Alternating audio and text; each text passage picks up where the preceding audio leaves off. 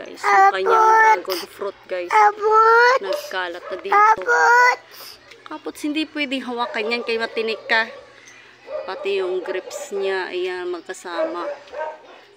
Diba?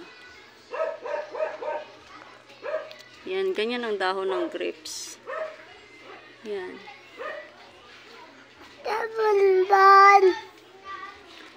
Ayan.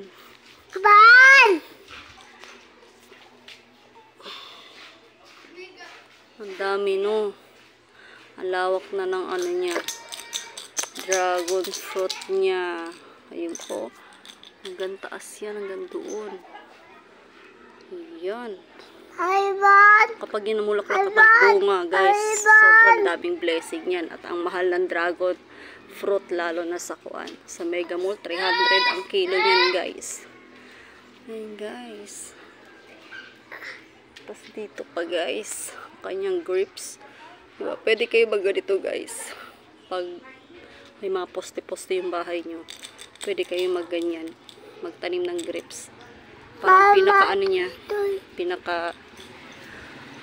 para fresh air. Tapos, pag mainit na panahon, pwede ka dyan sa lilim. Ito, hanggang dito, hanggang doon, ang kanyang dragon fruit at saka grapes.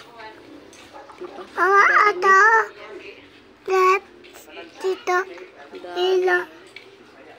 Tita Lila.